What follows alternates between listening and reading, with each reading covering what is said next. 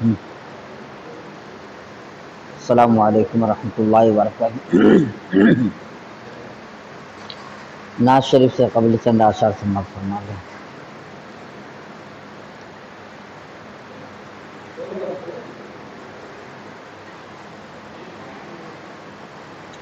نہ چمن میں نہ بہاروں میں مزہ ملتا ہے، نہ چمن میں نہ چمن میں نہ بہاروں میں مزہ ملتا ہے، نہ چمن میں نہ چمن میں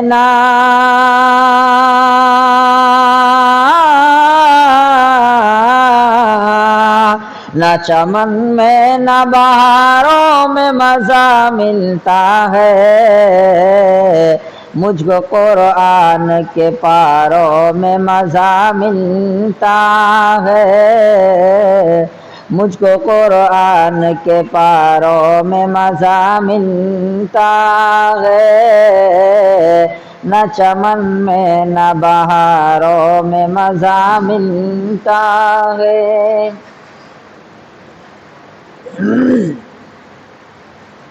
اور لوگ بہلاتے ہیں دل گیت اور گانے سے، مگر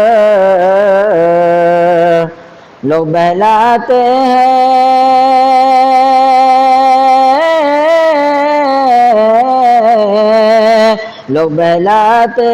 دل گیت اور گانوں سے، مگر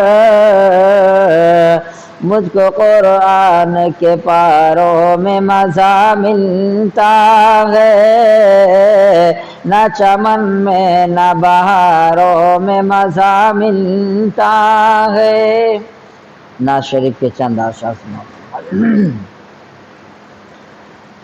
پھول گلشن کے نہ اب کوئی کلی اچھی لگے، پھول گلشن کے نہ اب کوئی کلی اچھی لگے، مصطفیٰ کے شہر کی مجھ کو گلی اچھی لگے، پھول گلشن کے نہ اب کوئی کلی اچھی لگے، اور کاش خوابوں میں مجھے ہو جائے دیدار نبی، کاش خوابوں میں مجھے ہو جائے دیدار نبی، پیاسی آنکھوں کو میری بس وہ گھڑی اچھی لگے، پھول گلشن کے نہ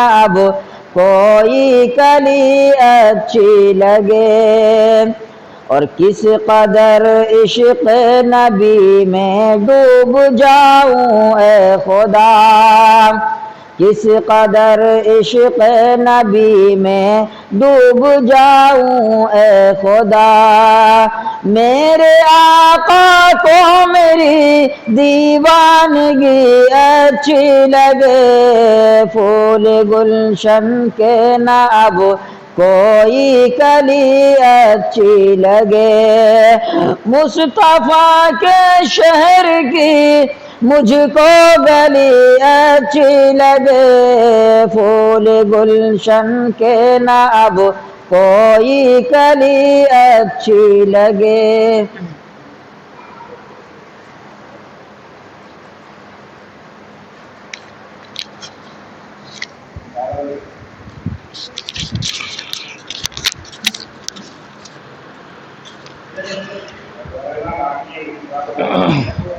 الحمد للہ رب العالمین، والصلاة والسلام علی سید الانبیاء والمرسلین، وعلی آلہ واصحابہ وازواجہ وذریاتہ واہل بیتہ اجمعین الی یوم الدین، اما بعد، فاعوذ باللہ من الشیطان الرجیم، بسم اللہ الرحمن الرحیم، انا نحن نزلنا الذکر وانا لہ لحافظون، صدق اللہ العلی المولانا العظیم۔ واجب التکریم سامعین کرام، ہمارے لیے ایک سعادت کا موقع ہے کہ آج ہمارے یہاں رمضان المبارک کی 23ویں شب میں قرآن مجید کی تراویح میں تکمیل ہوئی ہے۔ قرآن مجید کی تکمیل کی حیثیت سے اور رمضان کی ایک طاق رات اور آخر عشرے کی طاق رات ہونے کی حیثیت سے آج کی رات بہت اہم ہے، اور امکانی درجے میں یہ بھی ممکن ہے کہ یہ شب قدر ہو۔ اس نسبت سے آج کی اس شب اور اس موقع پر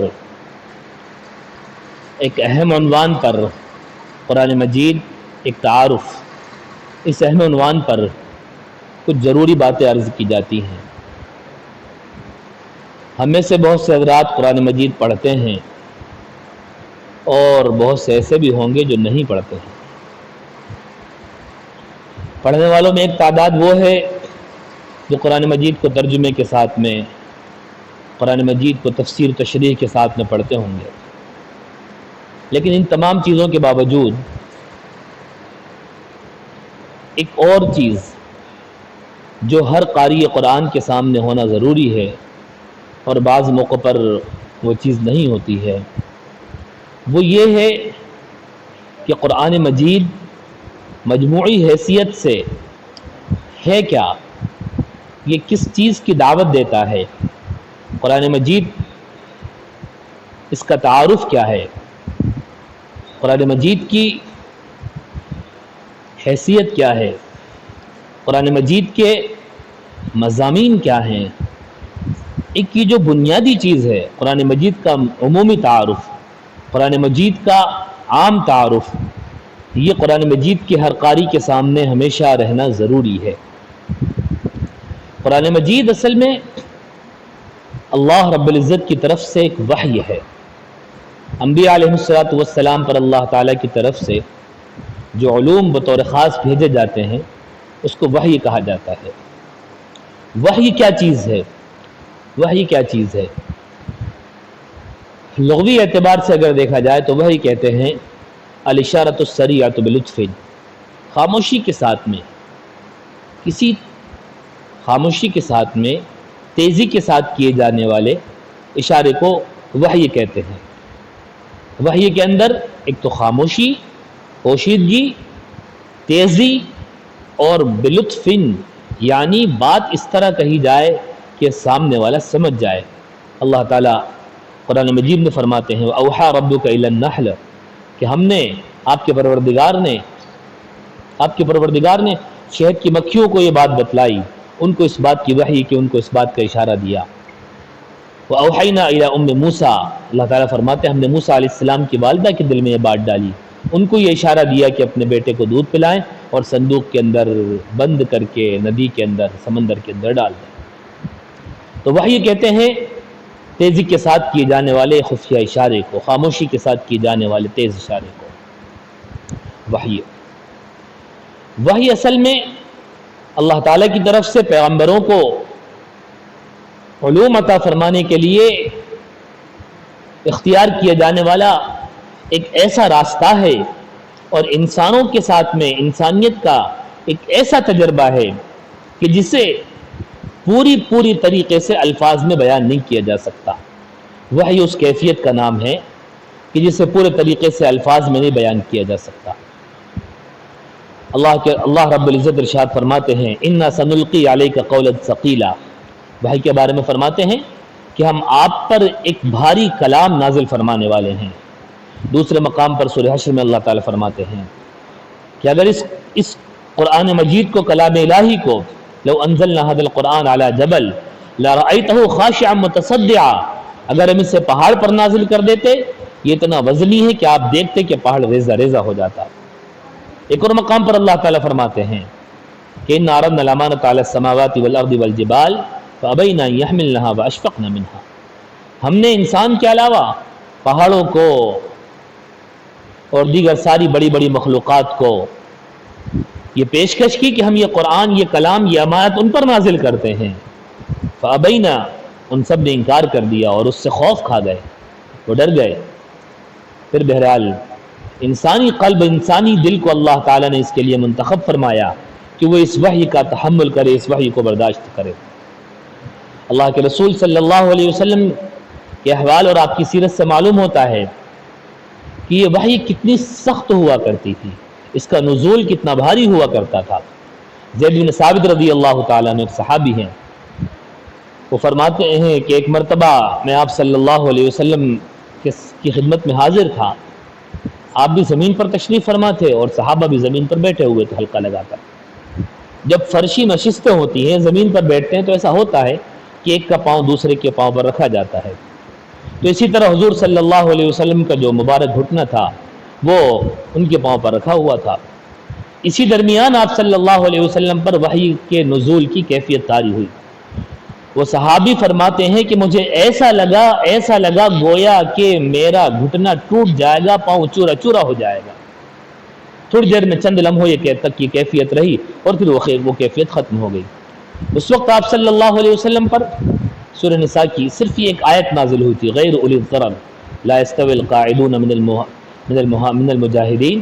آگے آتا ہے غیر اولی الضرر، یہ اتنا لفظ کہ جو لوگ اپنے گھروں میں بیٹھے ہوئے ہیں ان کو وہ اجر نہیں ملے گا جو اجر اللہ کی راہ میں نکلنے والوں کے لیے ہیں۔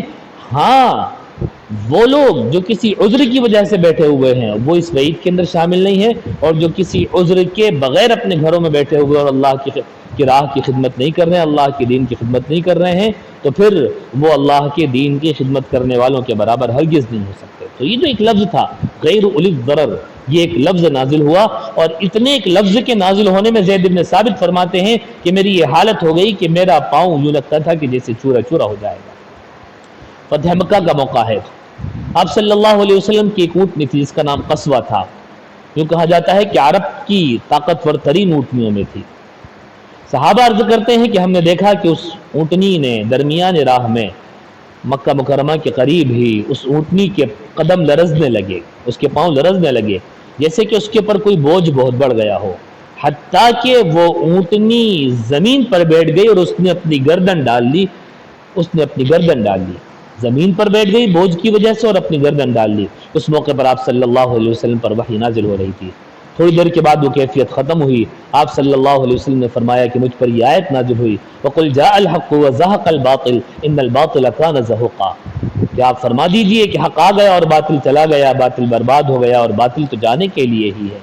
یہ ایک آیت نازل ہوئی، لیکن اس کیفیت، وہ اونٹنی پر یہ کیفیت ہوئی کہ وہ اونٹنی کھڑے نہیں رہ سکی، اپنے قدموں پر بیٹھ گئی اور اس ناقہ نے اپنی گردن ڈال دی۔ تو آپ صلی اللہ علیہ وسلم سے کہا گیا کہ اِنَّا سَنُلْقِي عَلَيْكَ قَوْلًا ثَقِيلًا، کہ وحی کے اندر یہ شدت ہوا کرتی تھی۔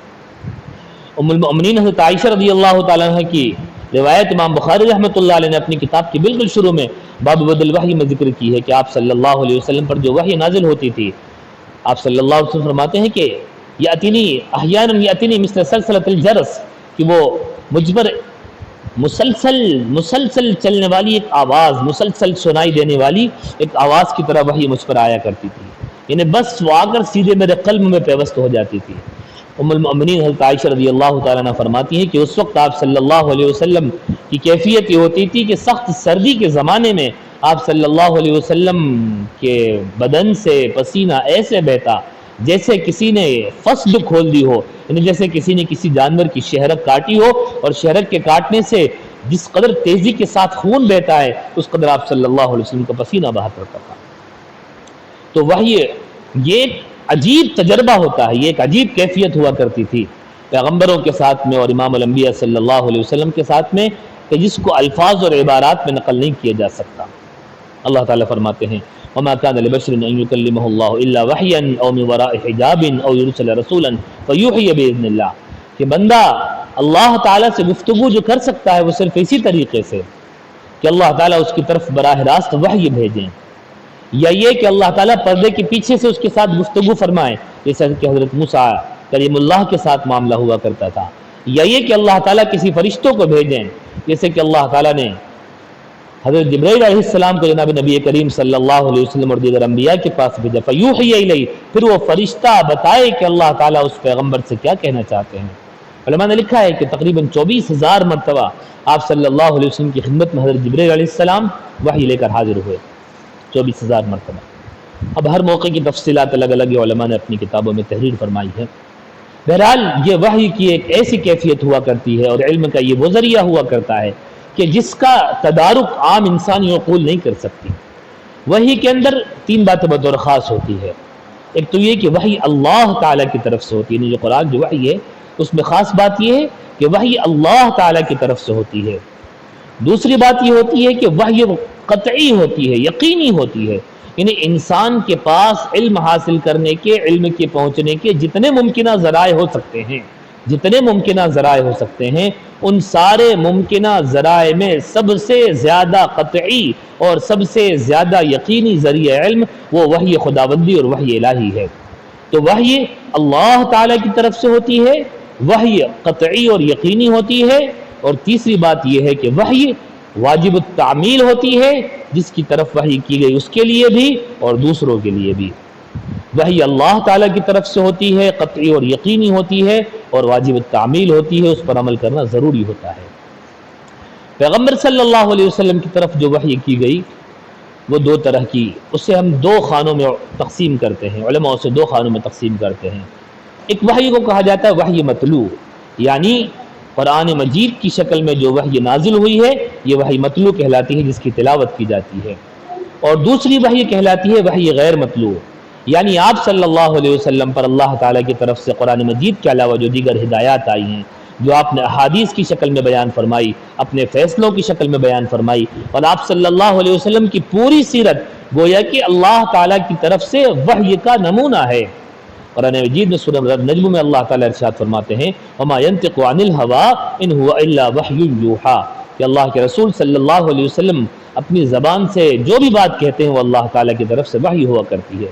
گفتہ او گفتہ اللہ بود گرچہ از حلقوم عبداللہ بود، اللہ کے رسول صلی اللہ علیہ وسلم کا فرمان یہ اللہ ہی کا فرمان ہے، گرچہ اللہ کے رسول صلی اللہ علیہ وسلم کی زبان سے ادا ہو رہا ہے۔ تو یہ وحی ہے۔ وحی علم کا قطعی ذریعہ ہے، پیغمبر پر نازل ہونے والا وہ علم ہے جو اللہ تعالیٰ عطا فرماتے ہیں۔ اس میں تین باتیں بطور خاص ہوتی ہے کہ یہ اللہ تعالیٰ کی طرف سے ہوتی ہے، قطعی اور یقینی ہوتی ہے، واجب التعمیل ہوتی ہے۔ اس کی دو قسمیں ہوتی ہے، وحی مطلوع اور وحی غیر مطلوع۔ وحی مطلوع سے کہتے ہیں جو قرآن مجید ہے۔ اب ہم آگے اسے سمجھتے ہیں، قرآن مجید جو وحی مطلوع ہے۔ قرآن مجید کیا ہے، اس کا تعارف کیا ہے؟ علماء جب اس کی تعریف کرتے ہیں، اس کی ڈیفینیشن بیان کرتے ہیں تو یوں کہتے ہیں کلام اللہ المنزل علی نبیہ صلی اللہ علیہ وسلم، المعجز بلفظہ، المتعبد بتلاوتہ، المکتوب فی المصاحف، المنقول الینا نقلا متواترا۔ کہ قرآن مجید اللہ تعالیٰ کا کلام ہے، وہ اللہ تعالیٰ کا کلام ہے المنزل علی نبیہ صلی اللہ علیہ وسلم، جو جناب نبی کریم صلی اللہ علیہ وسلم پر نازل ہوا ہے۔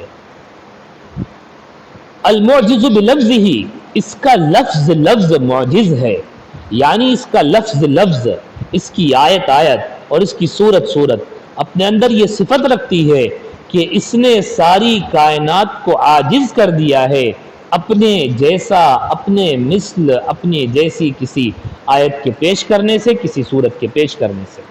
المعجز بلفظہ، کہ اس کے الفاظ معجزانہ ہے۔ المکتوب فی المصاحف، المتعبد بتلاوتہ، یہ وہ کلام ہے کہ جس کی تلاوت عبادت ہے، جس کی تلاوت کرنا عبادت ہے۔ المکتوب فی المصاحف، جو قرآن مجید جو مصاحف کے اندر، قرآن مجید کے اندر تحریر شدہ ہے، اس تحریری شکل میں ہم تک پہنچا ہے۔ المنقول الینا نقلا متواترا، کہ یہ ہم تک متواتر طریقے سے پہنچا ہے۔ یہ اللہ کا وہ کلام ہے جو جناب نبی کریم صلی اللہ علیہ وسلم پر نازل ہوا ہے، جس کے الفاظ معجزانہ ہیں، جس کی تلاوت کرنا عبادت ہے، جو مصاحف کے اندر تحریر شدہ ہے اور جو ہم تک تواتر کے ساتھ منقول ہے۔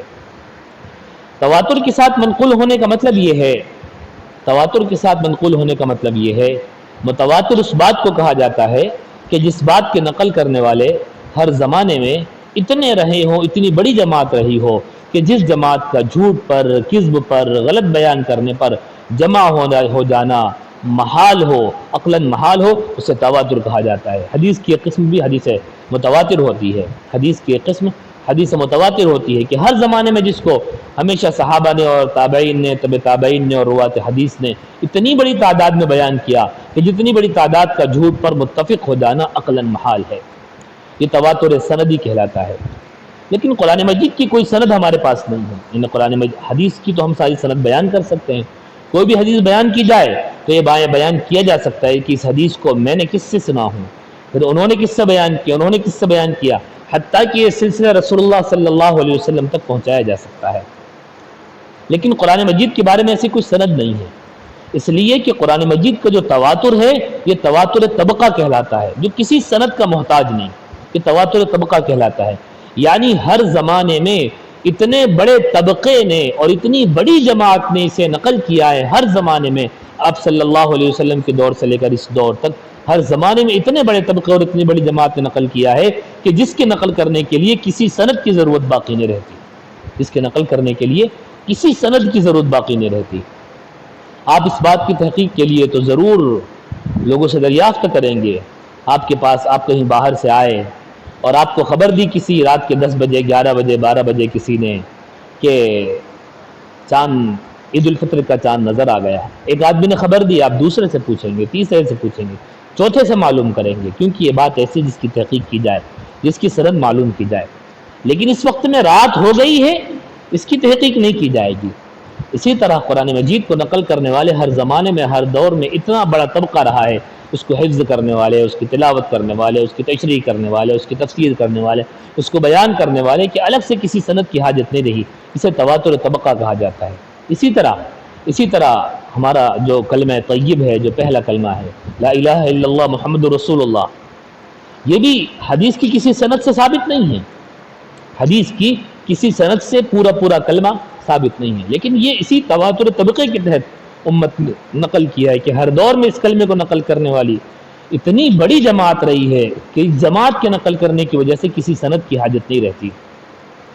تو یہ وحی الہی ہے، یہ کلام خداوندی ہے، یہ قرآن مجید کلام اللہ المنزل علی نبیہ المعجز بلفظہ المتعبد بتلاوتہ المکتوب فی المصاحف المنقول الینا نقلا متواترا۔ یہ قرآن مجید کا ایک ہلکی سی قرآن مجید کی تعریف ہے۔ قرآن مجید کس موضوع سے گفتگو کرتا ہے، قرآن مجید کس موضوع کی کتاب ہے؟ آپ کسی بھی کتاب کو اٹھائیں گے تو ہر کتاب کا اپنا ایک موضوع ہوتا ہے۔ یہ کتاب فلسفے کی ہے، یہ کتاب اکنامکس کی ہے، یہ کتاب میتھس کی ہے، یہ کتاب جغرافی کی ہے، یہ کتاب طب سے بحث کرتی ہے، یہ کتاب انسانی بدن سے بحث کرتی ہے، الگ الگ کتابیں الگ الگ موضوع سے بحث کرتی ہوئے نظر آتی ہے۔ قرآن کا موضوع کیا ہے؟ قرآن کا موضوع کیا ہے؟ اس کو سمجھنے سے پہلے ایک چھوٹی سی بات کی اور وضاحت کر دوں کہ دنیا میں جتنی بھی کتابیں جس بھی موضوع پر لکھی جاتی ہے، کسی بھی ایک موضوع کے بارے میں یقینی طور پر یہ نہیں کہا جا سکتا کہ اس موضوع یا اس کتاب کی ہر انسان کو ضرورت ہے۔ مثال کے طور پر ایک کتاب لکھی گئی سیاست کے بارے میں، اب سیاست کے بارے میں جو کتابیں لکھی گئی ہیں تو جس ملک کی سیاست کے بارے میں لکھی گئی اس ملک کے سیاستداں کو اس کی ضرورت ہوگی، اس ملک میں سیاست سے دلچسپی رکھنے والوں کو اس کی ضرورت ہوگی، کسی دوسرے ملک والوں کو اس کتاب سے کوئی کام نہیں، کسی دیہات کے رہنے والے کو اس سے کوئی کام نہیں۔ معاشیات پر کوئی کتاب لکھی گئی، اکنامکس پر کوئی کتاب لکھی گئی، تجارت پر کوئی کتاب لکھی گئی تو ملازمت کرنے والوں کو اس سے زیادہ کوئی مطلب نہیں۔ کاشتکاری پر کوئی کتاب لکھی گئی تو کمپنی چلانے والوں کو اس سے زیادہ کوئی مطلب نہیں۔ دنیا کے اندر مختلف موضوعات پر لکھی جانے والی جو کتابیں ہیں، کسی کتاب کے بارے میں یہ نہیں کہا جا سکتا ہے کہ یہ کتاب ہر انسان کی ضرورت ہے۔ لیکن قرآن مجید کا موضوع یہ ہے، اور قرآن مجید ایک واحد کتاب کائنات کی ایسی ہے کہ جس کا موضوع ہی ایسا ہے اور جس میں بحث اسی چیز سے کی گئی ہے کہ جو موضوع اور جو چیز ہر انسان کی ضرورت ہے، ہر انسان کی ضرورت ہے۔ قرآن مجید کا موضوع اگر ہم مختصر لفظوں میں سمیٹنا چاہیں تو یوں کہا جا سکتا ہے کہ دنیاوی زندگی میں انسان کی فلاح، دنیاوی زندگی میں انسان کی صلاح، اور آخروی زندگی میں، آخرت کی زندگی میں انسان کی فلاح، یہ کیسے حاصل ہو، اس سے قرآن مجید بحث کرتا ہے۔ دنیا کی زندگی میں انسان کی صلاحیت، صالحیت، نیکی اور اچھائی کیسے ہو سکتی ہے، دنیا میں انسان اچھا کیسے رہ سکتا ہے اور آخرت میں انسان کامیاب کیسے رہ سکتا ہے، اس سے قرآن مجید بحث کرتا ہے۔ اصل قرآن کا موضوع یہ ہے کہ انسان دنیا میں انسانی زندگی میں دنیاوی زندگی میں انسان کی صلاح اور اخروی زندگی میں انسان کی فلاح، اس سے قرآن بحث کرتا ہے۔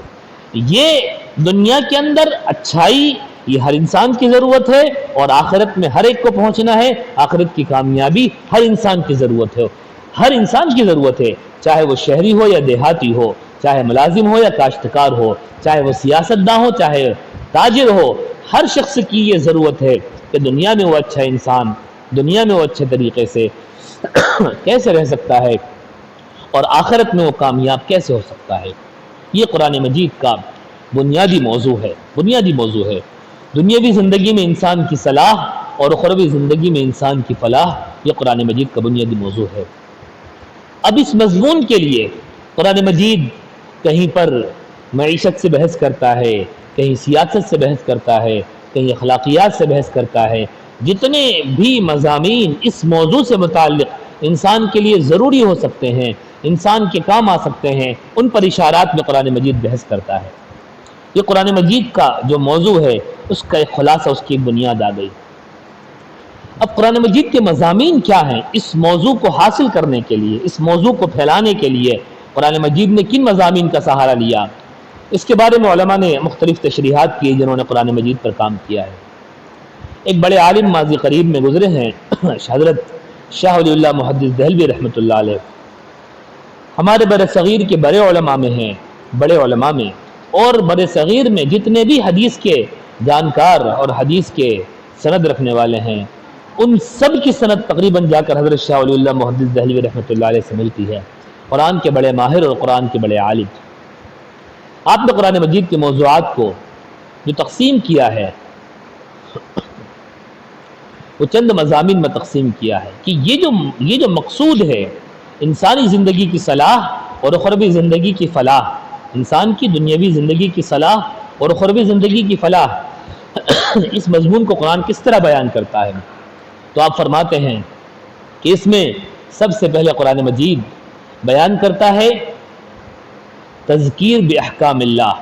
تذکیر کا مطلب ہوتا ہے یاد دلانا، یاد دہانی کرنا، نصیحت کرنا، کسی کی خیرخواہی چاہنا، کسی کا بھلا چاہنا، بھلا چاہنے کے لیے کوئی بات کہنا، اسے تذکیر کہا جاتا ہے۔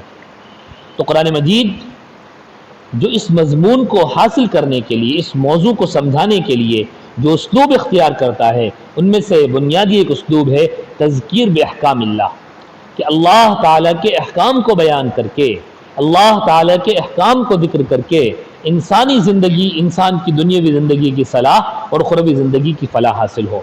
تذکیر باحکام اللہ، تذکیر باحکام اللہ میں کیا چیزیں آتی ہیں؟ آپ فرماتے ہیں اس میں آتی ہے عبادات، اور اس میں آتے ہیں معاملات، اور اس میں آتی ہے تدبیر منزل اور تدبیر مدن۔ عبادات یعنی نماز ہے، روزہ ہے، حج ہے، زکوٰۃ ہے، یہ ساری چیزیں تذکیر باحکام اللہ کے قبیل سے ہیں۔ اور معاملات ہے، آدمی کا خریدنا ہے، بیچنا ہے، ادھار دینا ہے، ادھار لینا ہے، رہن رکھنا ہے، یہ سب معاملات کے قبیل سے۔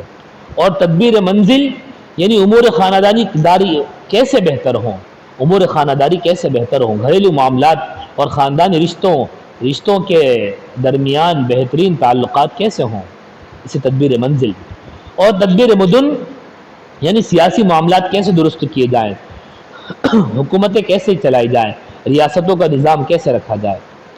انہی مضامین کو بیان کرنے والے جو علماء ہیں ان کو فقہا کہا جاتا ہے۔ پھر دوسرا جو مضمون اس مضمون کو سمجھانے کے لیے قرآن ذکر کرتا ہے، اس کو حضرت شاہ ولی اللہ محدث دہلوی رحمۃ اللہ علیہ ذکر فرماتے ہیں مخاصمے سے۔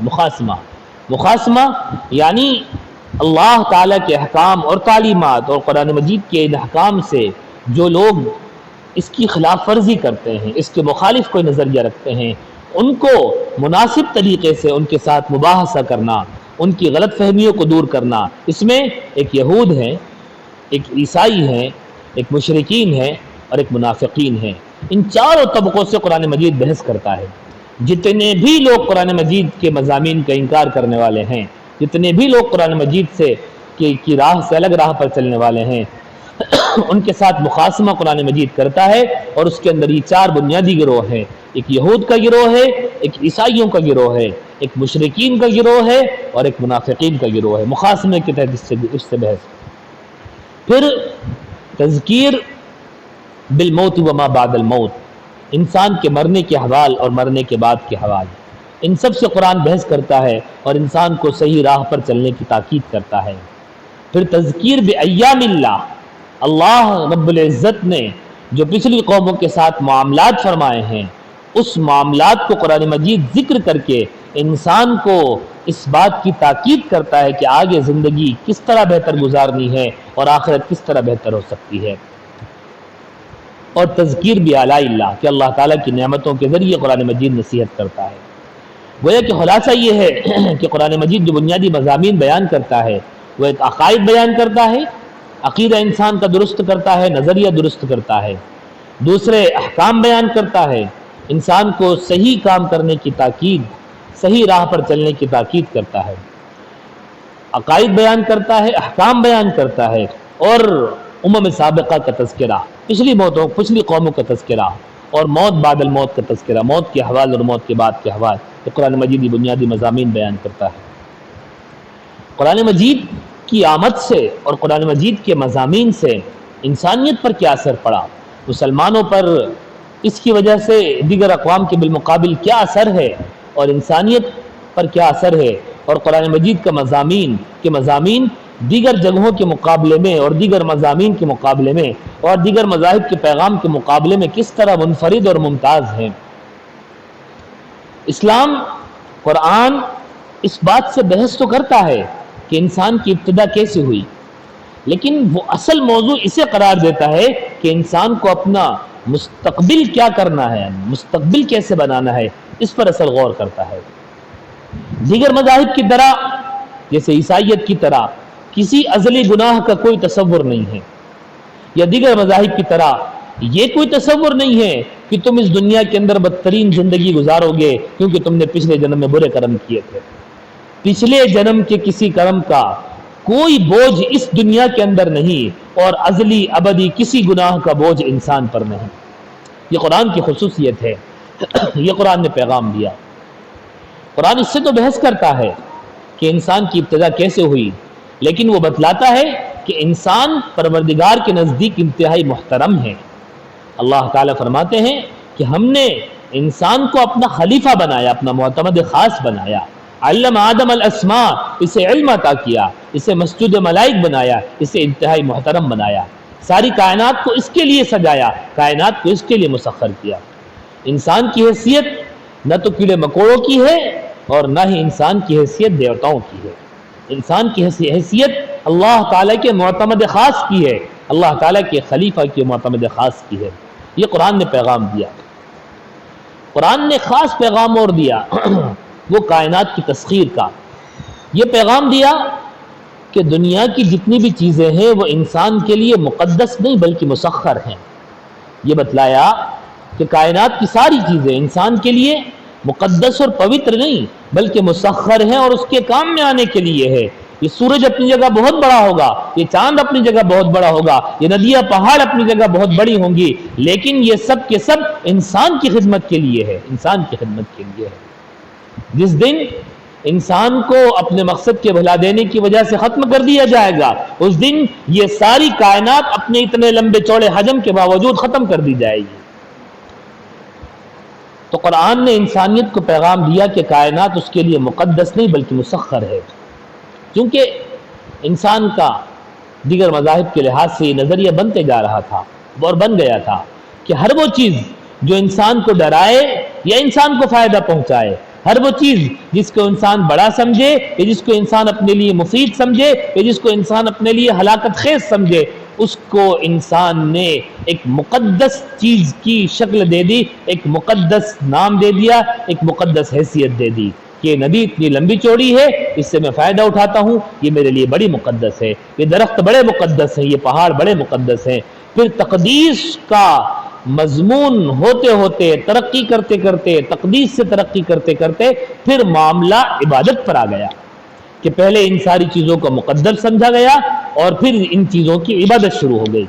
اسلام نے آ کر اس نظریے کو ختم کیا، بلکہ اسلام نے یہ کہا کہ نہیں، یہ ساری کائنات انسان کے لیے مسخر کی گئی، جب تقدیس کا سلسلہ ختم کیا گیا، تسخیر کا نظریہ لایا گیا، تو تسخیر کے نظریے نے تحقیق کو آگے بڑھایا۔ جو بھی چیز آپ کے لیے مقدس ہو، آپ کبھی بھی اس کو چیر پھاڑ کی تحقیق نہیں کر سکتے۔ ہم نے دیکھا ہے کہ میڈیکل کے جو اسٹوڈنٹ ہوتے ہیں وہ لاوارث لاشوں کو کاٹ پیٹ کر جو باڈی کے آرگنس ہوتے ہیں اسے دیکھتے ہیں، اس کو سمجھتے ہیں تاکہ انسان کو کیسے بچایا جا سکے، بیماریوں کے بارے میں، انسانی آرگنس کے بارے میں معلومات حاصل کرتے ہیں۔ لیکن اس کے لیے کیا کیا جاتا ہے؟ لاوارث لاشوں کا انتخاب کیا جاتا ہے جن کا کوئی پرسان حال نہیں۔ یہ نہیں ہو سکتا کہ کسی میڈیکل کے اسٹوڈنٹ سے یوں کہا جائے کہ اپنے باپ کے لاشے کو، اپنے باپ کے جنازے کو چیر پھاڑ کر اس کے ساتھ میں وہ میڈیکل کا عمل کرے، اس کے ساتھ ایکسپیریمنٹ کرے۔ کیوں؟ کیونکہ وہ اس کے لیے مقدس اور محترم ہے۔ جو چیز مقدس ہوتی ہے پھر اس کی چیر پھاڑ کر کے اس کی تحقیق نہیں کی جاتی۔ انسان کو قرآن نے یہ نظریہ دیا ہے کہ کائنات مقدس نہیں بلکہ مسخر ہے، تمہارے لیے، تمہاری خدمت کے لیے لگائی گئی ہے۔ جب یہ خدمت کے لیے لگائی گئی ہے اس کی تحقیق بھی کر سکتے ہو، اور جب یہ خدمت کے لیے لگائی گئی ہے تو اس کو اسی حیثیت سے رکھو کہ یہ تمہاری خدمت گزار ہے، اس سے اس طرح کام لو کہ یہ تمہاری خدمت کرتی رہے، اس کا ایسا دوہن بھی نہ ہو کہ یہ اپنے اس مقصد سے ہٹ جائے، اور اس کا ایسا مقدس بھی سے نہ بناؤ کہ اس سے اس کا جو فائدہ لیا جانا چاہیے وہ بھی نہ لیا جا سکے۔ ایک تو تقدیس کا نظریہ ہٹا کر تسخیر کا نظریہ انسانوں کو دیا۔ قرآن نے وحدت انسانیت کا نظریہ دیا۔ وحدت انسانیت کا نظریہ اصل میں وحدت الہ کے نظریے سے نکلتا ہے۔ قرآن نے یہ نظریہ دیا کہ ساری کائنات کو بنانے والا ایک الہ اور ایک پروردگار ہے، ایک الہ اور ایک پروردگار ہے۔ قرآن نے توحید کا نظریہ دیا۔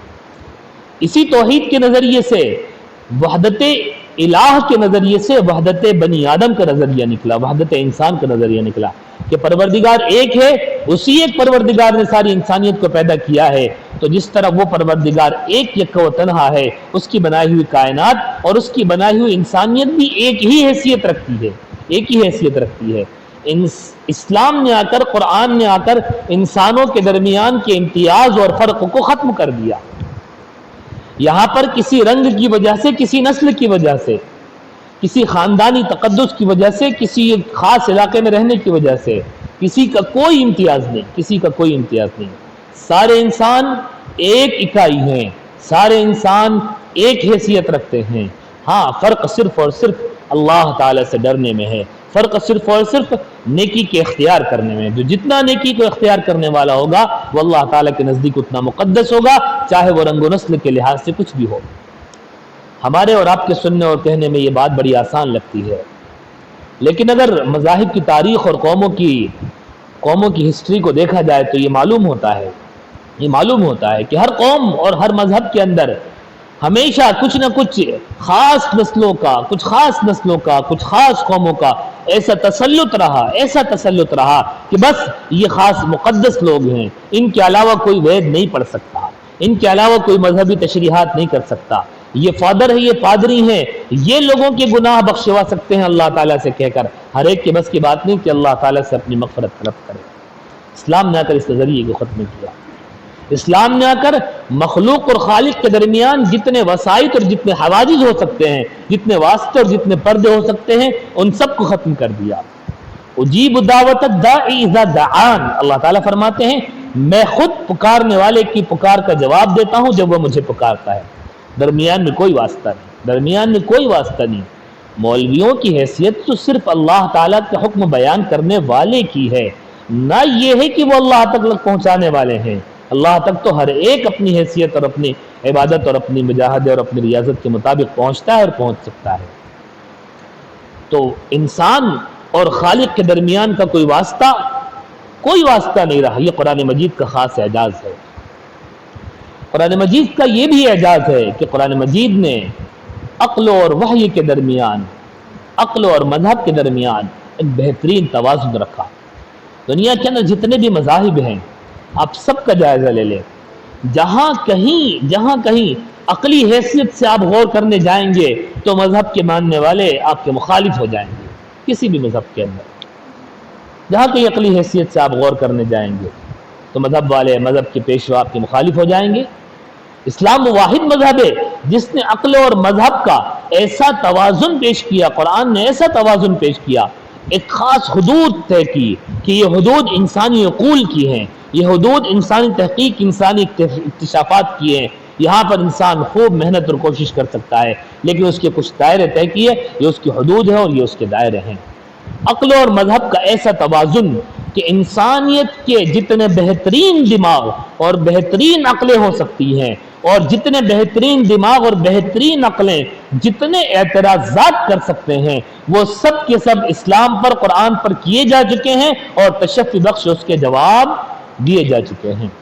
یہ قرآن کا ایک مختصر سا تعارف ہے، قرآن کا ایک مختصر سا تعارف ہے. تو خلاصہ یہ ہے، یہ قرآن مجید اللہ تعالیٰ کی وہ کتاب ہے کہ پیغمبر صلی اللہ علیہ وسلم پر نازل ہوئی، جس کا ایک ایک لفظ معجزانہ ہے، جس کی تلاوت عبادت ہے، جو اللہ رب العزت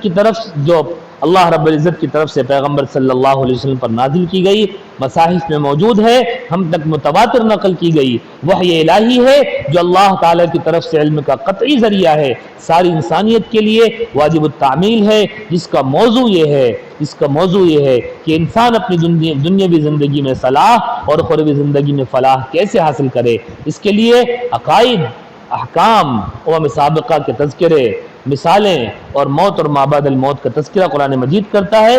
اور قرآن مجید نے انسانیت کو درس دیا تسخیر کائنات کا، قرآن مجید نے انسانیت کو درس دیا وحدت الہ کا، قرآن مجید نے انسانیت کو درس دیا وحدت انسانیت کا، قرآن مجید نے انسانیت کو درس دیا عقل اور دین کے بہترین توازن کا. یہ ایک مختصر سا قرآن مجید کا تعارف ہے. اللہ تعالی ہم سب کو قرآن مجید کو سمجھنے، عمل کرنے اور اس کا پیغام سارے عالم میں پہنچانے کی توفیق نصیب فرمائے، ایمان پر خاتمہ فرمائے. وآخر دعوانا الحمدللہ رب العالمین.